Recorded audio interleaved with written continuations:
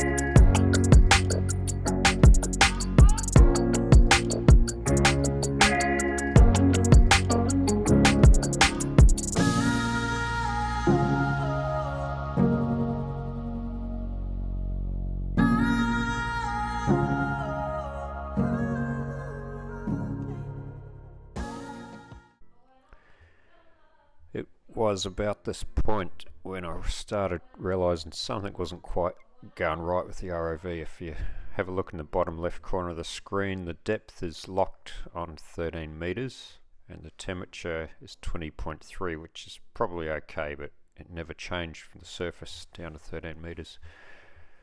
And I was sort of feeling like the ROV was sluggish and wasn't responding very well to turning, and also had some weird angles to it. But anyway, I kept going.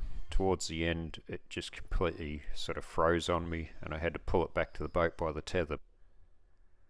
When I got home, I contacted the manufacturer, Chasen, and they advised me to do a firmware update, which they sent me the link for that, and since then it's been working better than ever.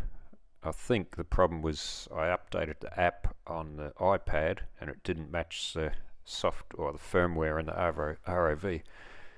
Anyway, we'll keep going with the dive now that I know what was going on.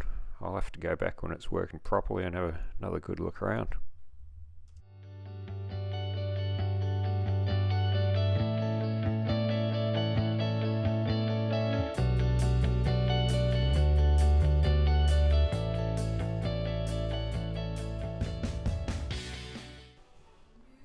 After heading south for a while, I turned around and come north, and that's where I spotted this floating buoy anchored to the ground. So I thought I might be in the right spot, as it's probably a marker for scuba divers to find the old fishing boat wreck.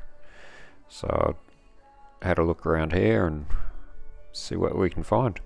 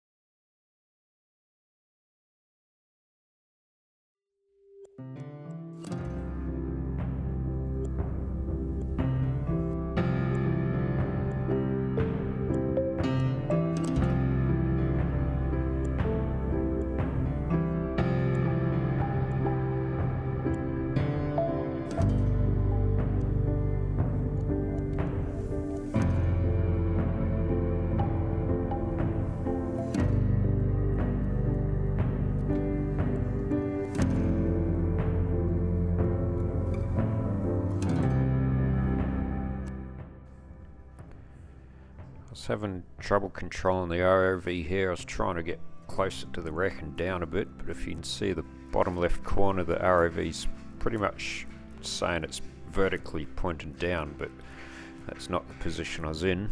And yeah, just trying to get down there to get a closer look, and also trying to keep away from that barbecue looking structure, because that would be cause a lot of grief if I got tangled up in that with a tether. I'd have to get me scuba diver friend out to help rescue me.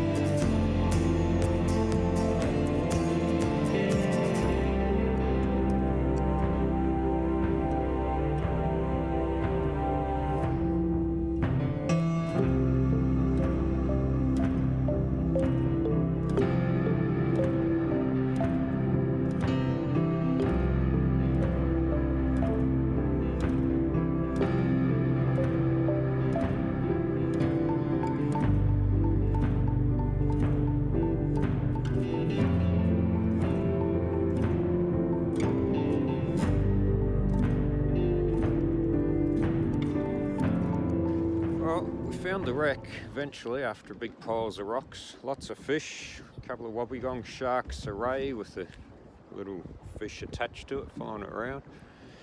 The ROV wasn't really responding very well. It sort of wanted to go sideways and stuff, so I'll take it home and have a play with it. And it was locked. It said 13 metres most of the dive, even when I got back to the surface, so we'll do a bit of a calibration, maybe reset at home, and it should be all good. Anyway, we found the wreck. We'll probably come back again and have another look around when everything's working well. And I've got a haircut or a hat. Yeah, alright, cool, see ya.